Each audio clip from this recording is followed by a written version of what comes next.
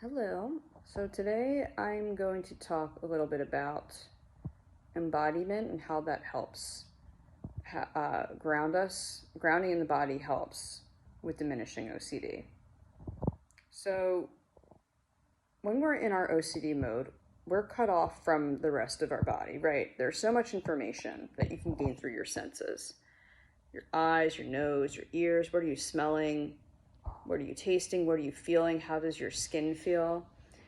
So I would say we're not using how do I say this? We're probably using about 5% of the information that we're receiving, because all 95%, now these are just my guesstimates. This isn't like actually factual, but it kind of makes sense how it feels. But we're maybe connecting with like 5% of ourselves. And ourselves meaning our brain, the busy part of our body, that we're all that energy is up here. Like if you can think of your body as like a 5-story house or a townhome or whatever, or like, let's go with 3 stories, right? We're occupying everything in this attic. So we're cut off from the world because we're up in the attic. We're not grounded in the house, the main part of us, right? Which is our body, how we feel. So I think it's like noticing that we don't have to live up here, right? We don't have to live in this attic. We can live in the kitchen, the living room. We can make our living room our chest down, right? And the more you connect with yourself, the quieter the voices are going to be, because you're not residing in your head all the time. So what are some ways you can connect? I think going outside and walking barefoot in the grass for like 10 minutes, really connecting with how the grass makes contact with your skin, how that feels in your feet. Another thing I think can be really helpful is breathing, like just noticing and connecting with your breath and how you're feeling.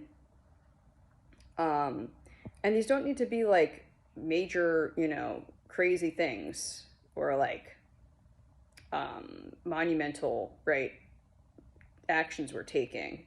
It could be as simple as like if you have a cat or like a pet, simply just connecting with them, connecting in any way you can with nature, because it takes you out of yourself and it unites you, your body, with the universe. Okay?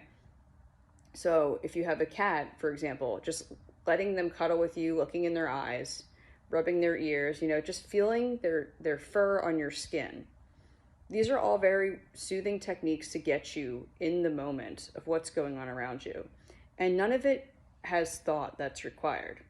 So talking about is not the same as experiencing it. So can you even, this is why meditation is so, it's actually backed in science that it's actually very helpful for your mind and your body. Take a textured food that you really like. So for me, it's like biting into watermelon and just like really tasting the juice, right? Like the watermelon, the coolness from the refrigeration, just like getting really connected with the taste in that moment of that watermelon and just becoming one with that watermelon, right?